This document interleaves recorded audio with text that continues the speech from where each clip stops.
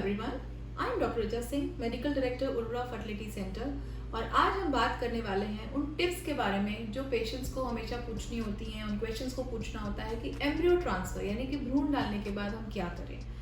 और उनके अक्सर सवाल होते हैं कि क्या फूड लें, क्या एक्सरसाइज करें, और वो सारी चीज़ें जो आज वो पूछते हैं आज हम इस वीडियो के माध्यम से उनको बताएंगे। सो फर्स्ट एंड फॉरमोस्ट, आज आपका ट्रांसफ़र सपोज हो गया है तो जो मेडिकेशंस आपको दी गई हैं, सबसे पहला काम तो ये करना है कि वो मेडिकेशंस को प्रॉपर्ली फॉलो करना है। उनमें कोई भी लैक्सिटी नहीं होनी चाहिए। क्यों? क्योंकि वो मेडिकेशंस आपको दी जाती हैं ताकि जो बच्चा आपके यूट्रस में डाला गया है वो उसके साथ इम्प्लांट हो जाए। अगर उनकी डोजेस में कोई मिस होती हैं तो वो आपके इम्प्लांटेशन रेट्स पे उसका इम्पैक्ट डाल सकती हैं। दूसरी चीज़, क्या खाना खाएं।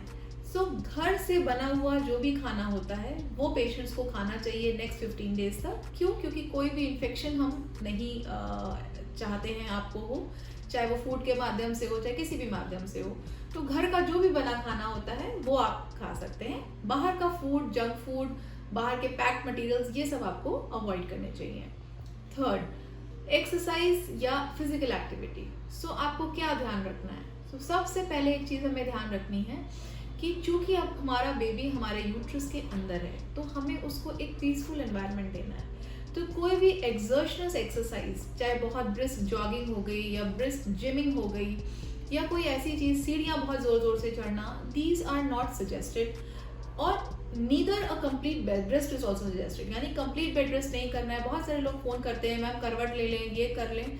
सो यू नीड टू अंडरस्टैंड कि आप नॉर्मल अपने रूटीन एक्टिविटीज़ कर सकते हैं, बट ऐसा कोई भी एक्सर्शनस काम जैसे बहुत भारी वजन उठाना या फिजिकल एक्सरसाइज, बहुत विग्रस जिमिंग करना, वो सब इज़ नॉट सजेस्टेड। और हस्बैंड के साथ भी थोड़ा सा परहेज आप लोग को रखना होता है।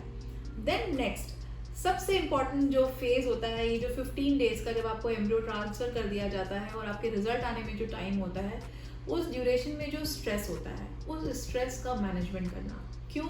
क्योंकि जब आप पेशेंट्स के साथ जब आप ट्रीटमेंट में होते हो तब तो आपका माइंड डाइवर्टेड रहता है कि अब ये होना है, नेक्स्ट ये होना है। बट जब आप घर पे आप रेस्ट करते हो तो पूरे टाइम आप यही सोचते रहते हो, पता नहीं मेरा रिजल्ट क्या होगा, नेगेटिव होगा या पॉजिटिव होगा।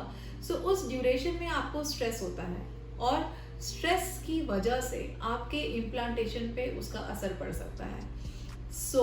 उस ड्यूरेशन में अपने दिमाग को डाइवर्टेड रखें, पॉजिटिव फीलिंग रखें, अपने आप से पॉजिटिव सेल्फ टॉक करें कि मैं प्रेग्नेंट हो रही हूँ, प्लस अपने माइंड डाइवर्ट करें, चाहे अच्छा म्यूजिक सुने, चाहे अच्छी किताबें पढ़ें, जो भी आप अपने माइंड को डाइवर्ट करने के लिए कर सकते हैं वो करें, और स्ट्रेस बिल्कुल भी ना लें। And last but not the least is कि कोई भी इन्फेक्शन या कुछ भी इस तरीके का हमें ना हो, इसका आपको हाइजीन का बहुत ध्यान रखना है। एंड सबसे इम्पॉर्टेंट चीज़ जो मैं आज लोगों को बोलना चाहूँगी वो ये कि एक तरीके की मेंटल प्रिपरेशन भी आपको करनी होती है इस ड्यूरेशन में। क्यों? क्योंकि ये एक प्रोसेस है जहाँ पे हमने बच्चे को बनाया और यूट्रस के अंदर डाला। इसका रिजल्ट पॉजिटिव भी हो सकता है, नेगेटिव भी हो सकता है। तो अगर पॉजिटिव होता है तो हम सबके लिए बहुत अच्छी चीज़ होती है, लेकिन हमें एट द सेम टाइम अपने आप को एक माइंडसेट ये भी दे के रखना होता है कि अगर मेरा नेगेटिव हुआ तो मुझे इतना नहीं टूट जाना है कि मैं अपना नेक्स्ट अटेम्प्ट ना ले पाऊँ या मैं निराश होकर घर पे बैठ जाऊँ और मैं उम्मीद छोड़ दूँ कि मैं कभी माँ भी बन सकती हूँ। ये सारी चीज़ें टिप्स हैं पेशेंट्स के लिए, अगर आप फॉलो करते हो और अगर सब कुछ बढ़िया हुआ है तो इन सारी चीज़ों से आप अपने ट्रांसफ़र के बाद के फेज़ को बहुत अच्छे से निकाल सकते हो। And may you have the best attempt and may you succeed in pregnancy as early as possible. Thank you.